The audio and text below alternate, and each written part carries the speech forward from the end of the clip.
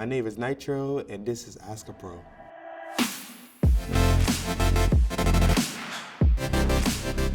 First question, Macho Magnus. What made you start to love fighting games and continue to play them? My love for fighting games actually came from me not wanting to play shooters because shooters meant that I would have to count on my teammates to win, and I would rather count on myself to win. And fighting games that help express that. Butter God 123. What exactly are fundamentals and how long did it take you to become a top player? To explain fundamentals, it's mostly depends on the game. The core thing of fighting games would be footsies, defense, and how you run your offense or how you autopilot your offense. And once you learn those things, you can just take your game to the next level pretty fast. FlyQuest FGC.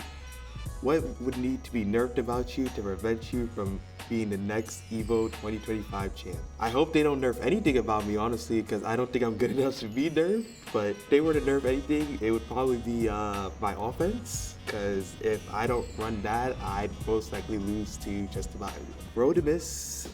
And those are a lot of numbers. When you approach a situation, let's say around a neutral, a whiff punish, a call out, or just be on defense, how do you rotate prioritizing a situational answer and a general answer?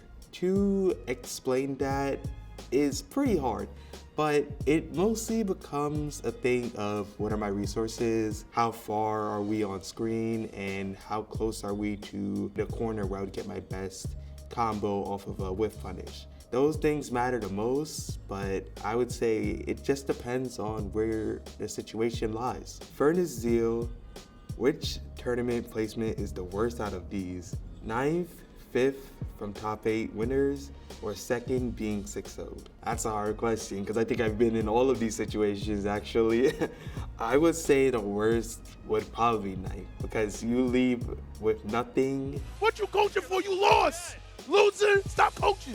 You don't get any money, you don't get any medal, and you already know like you're not gonna be there for day 2 if it's an all top 8 day 2. So I would say 9th.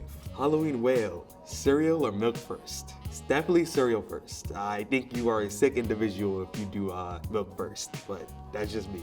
Xburner 21. What's one thing you learned from the past game which helped you a lot in Guilty Gear Strive? Many of the things that helped me were going to the past games like Dragon Ball, Blaze Blue, Grand Blue.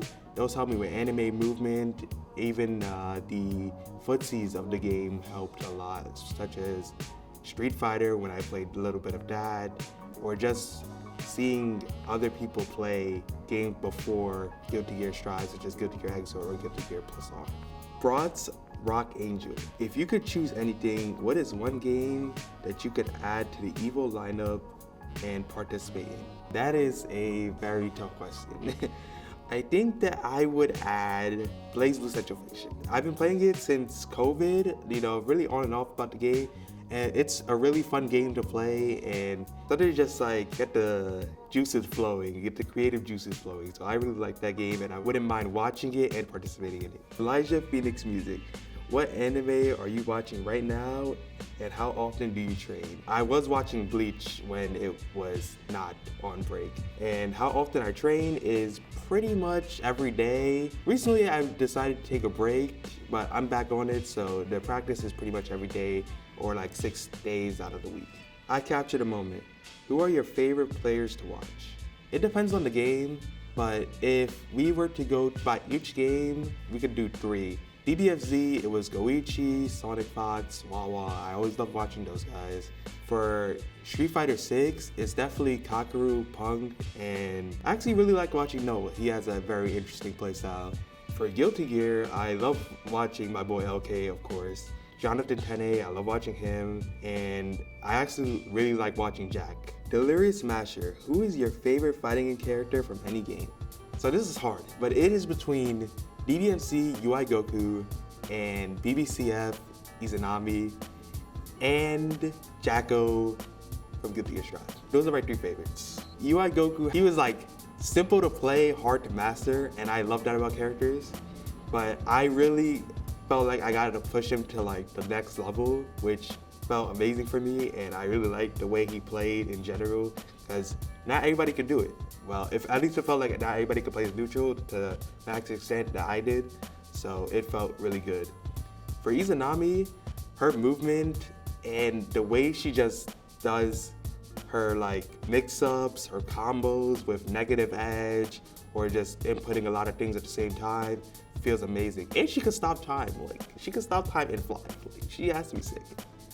For Jacko, she's just very active, very high movement, very high APM, which is basically what I need, as I mentioned with Izanami.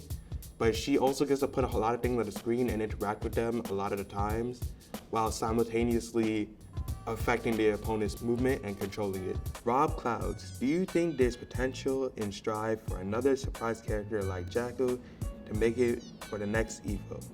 It was a really cool strategy to see pay off, but it's hard to imagine any character left that's unexpected and not too weak. Batman, question mark? This may be a lot of hopium, but I think Baiken has a strong potential to make it far at Evo. I don't think she could win by herself, but I do think that with the right person playing her and another character, that you'll be able to see a lot of surprising gameplay with Baiken that you've never seen before.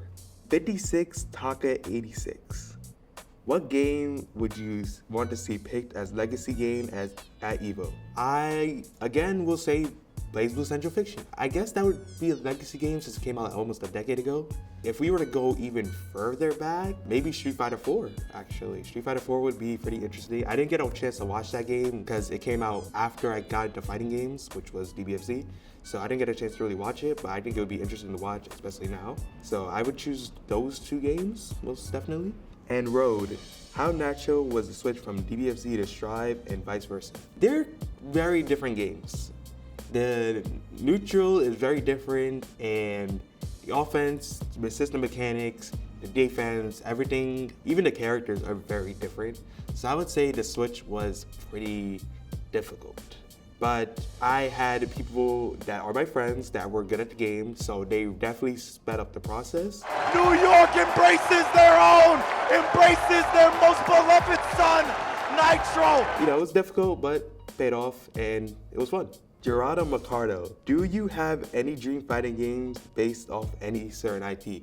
Bleach. Give me a Bleach fighting game, please. A Bleach 1v1 that plays respectfully, not like Grand Blue, not like Street Fighter. I want it to be a real anime game. It could be like Strive, it could be like Exert, it could be like BBCF, either one of those three. I don't want it to be a team game though. I don't want it to be like Dragon Ball. I would love for that to happen. A Bleach fighting game. A Bleach anime fighting, please. Please. If you're listening out there. Nam Sumeragi, what is the method? I don't know. I do not know. This method, I don't know what it is. It came out of nowhere from the Evo picture, and it is a part of me now. It just exists inside me, and I cannot explain it. It's just there. Thank you all for the questions. These are very interesting questions. You can find me at Twitch at NitroNY01.